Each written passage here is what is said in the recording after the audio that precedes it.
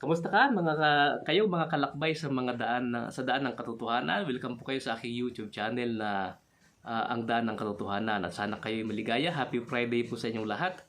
Ito'y pangalawang gawa ko ng video sapagkat itong ating paksa na pinag-aralan ay naka-record naman habang ako nagsasalita, pero nang aking buksan at i-upload na ay wala ang aking video, no? Kaya ngayon po ay aking uulitin ang pagtalakay ng ating tinalakay na paksa. Ang ating pong paksa ay may kinalaman sa kahalagahan ng Sabat. Ang Sabat bilang mabuting balita ng pagkakumpletong pagkalikha ng Diyos sa sanlibutan. At ang ating unang binasang talata, kagaya ng ginawa ko kanina, ay mababasa po sa Genesis 1:31. Ganito po ang ating mababasa. 1:31. At nakita ng Diyos ang lahat ng kanyang nilikha, ito ay napakabuti. At nagkaroon ng gabi at nagkaroon ng umaga ng ika-6 na araw. 2:1-3, nayari ang langit at ang lupa at ang lahat ng mga bagay na sa mga iyon, at ng ika-7 araw ay natapos ng Diyos ang gawain na kanyang ginawa, at nagpahinga siya ng ika-7 araw mula sa lahat ng kanyang ginawa. At binasbasa ng Diyos ang ika-7 araw at kanyang ginawang banal, sapagkat sa araw na iyon ay nagpahinga ang Diyos sa lahat ng gawain na kanyang ginawa. Dito po ay nakita nating naglikha ng Diyos ang sanlibutan na kumpleto sa talatang 31 ng Genesis 1. Ano po? Lahat daw ay napakabuti. At sapagkat nakumpleto niya, lahat ay napakabuti, siya ay nagpahinga ng ika-7 araw. Sapagkat nayari ang langit at lupa at lahat ng kanyang nilikha dito ay tapos na. Ano po sabi? Kaya ang kanyang ginawa ay natapos ang lahat ng kanyang gawain, siya po ay nagpahinga sa ika-7 araw mula sa lahat ng kanyang mga ginawa. At ang ika-7 araw ay itinangi niya sapagkat kanyang binasbasan. Sabi dito, binasbasan ng Diyos sa ika-7 araw at kanyang ginawang banal, sapagkat sa araw na yon ay nagpahinga ang Diyos sa lahat ng gawain na kanyang ginawa. May 3 bagay na ginawa ang Diyos sa araw ng Sabat. Una, nagpahinga. Pangalawa, binasbasan. Pangatlo, ginawa itong banal. Yan po ang kakaiba sa araw ng Sabat. At bagamat ang Diyos ay hindi napapagod, sangayon po sa Isaias, hindi siya napapagod, ay bakit siya nagpahinga? Yan. Ang bagay na ito, kaya siya nagpahinga, ay ito'y isang halimbawa na ibinigay ng Diyos sa tao. Ginawa niya halimbawa at siya ang unang nag-umpisa upang ituro niya sa tao ang mga dapat gagawin sa araw ng Sabat. Kaya dito kung ating lilinawin na ito'y halimbawa, ay nakatala po ito sa Hebreo 4:9 at 10. Ganito. Sa talatang 4 ay ganito. Sapagkat sa isang dako ay sinabi niya ang ganito tungkol sa ika-7 araw. At nagpahinga ang Diyos sa ika-7 araw sa lahat ng kanyang gawa.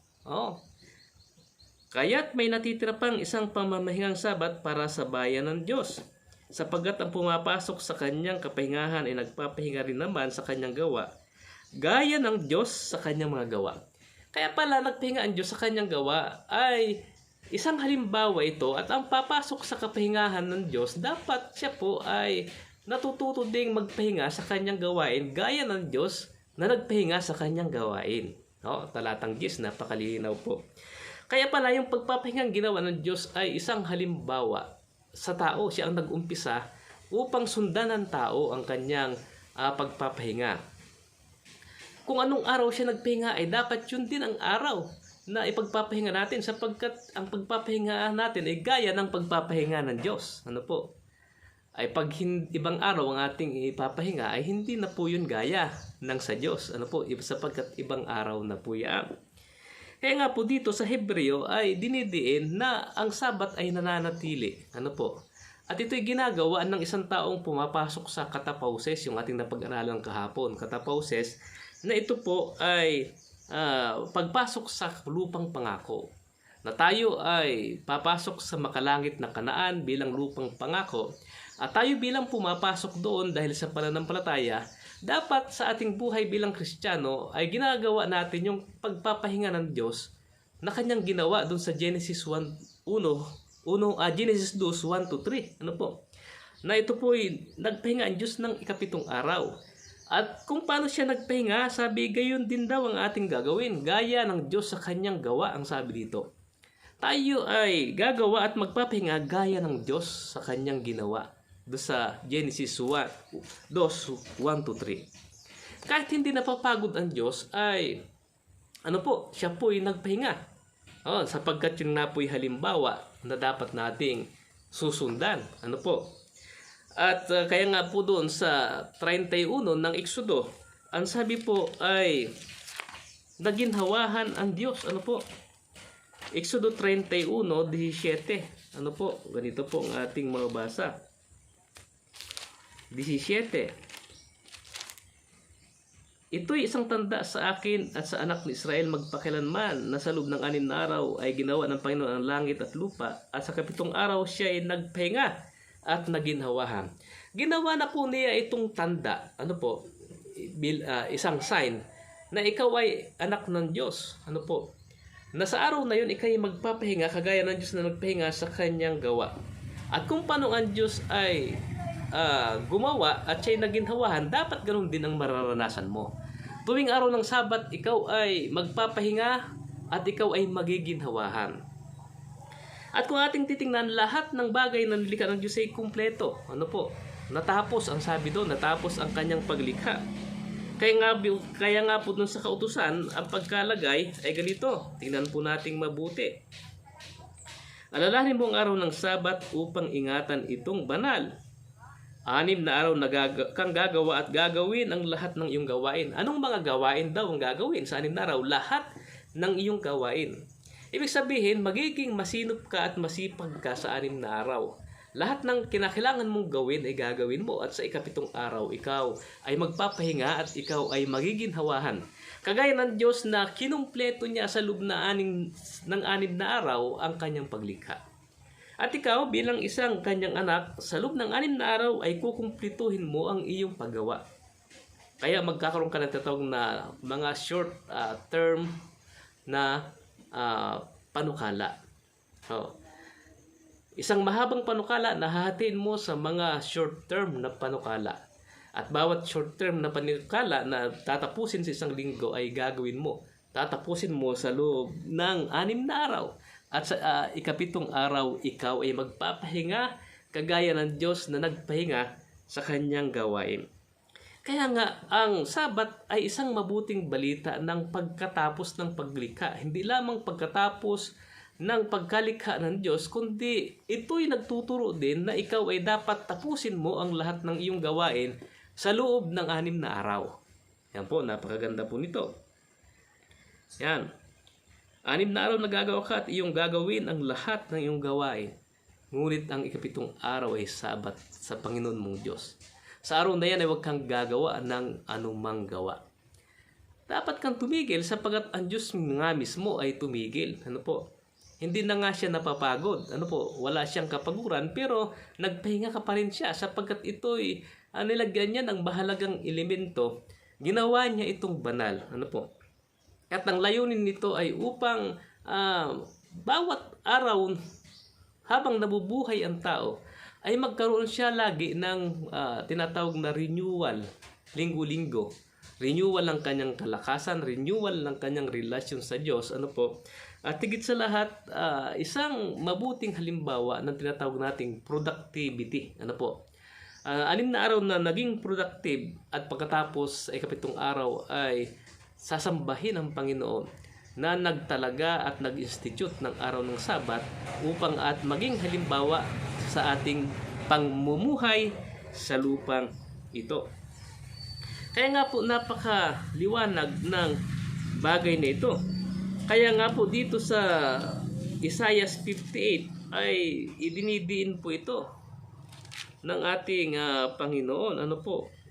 Ang sabi sa talatang 13, kapag iuurong ang iyong paa dahil sa Sabat, sa paggawa ng iyong kalayuan sa aking banal na araw, at iyong tinatawag ang Sabat bilang isang kasiyahan at marangal ng Sabat na araw ng Panginoon, marangal ang banal na araw ng Panginoon at ito iyong pinararangalan na hindi ka lalakad sa iyong sariling lakad. Nihahanap ng iyong sariling kalayawan ni magsasalita ng sariling salita. Kung magkagay malulugod ka sa Panginoon at pasasakayin kita sa mga matataas na dako ng lupa at pakakainin kita ng mana ni Jacob na iyong ama sapagkat sinalita ng bibig ng Panginoon. Dito ay talagang ipinakita na napakahalaga ng araw ng Sabat sapagkat Diyos mismo ang nagbigay ng halimbawa na dapat nating gayahin. Dapat iuurong natin ang ating paa sa paggawa sa araw ng Sabat at ang mga gawa na ipinagbabawal ay ang kalayawan, sapagkat ang sabi, gagawin mo ang lahat ng iyong gawain.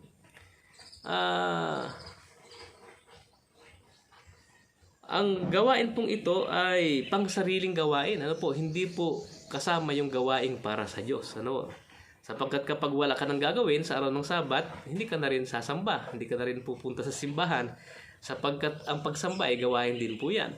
Ang tinutukoy pong gawain na pinagbabawal ay kalayawan. Doon po sa kautusan ay lahat ng iyong sariling gawain, yung gawain para sa iyo ay iyong ititigil at itutuon mo na lamang ay ang gawain para sa Diyos. Yan po. Sapagkat ang Sabat ay pagdiriwang. Ito po isang pagdiriwang na naglikha ang Diyos sa loob ng 6 na araw, ang una. Pangalawa, ito'y pagdiriwang sapagkat ikaw mismo ay nagtrabaho sa 6 na araw at tinapos mo ang iyong gawain sa 6 na araw at sa 7 araw ay nagdiriwang ka sapagkat natapos mo ang iyong gawain.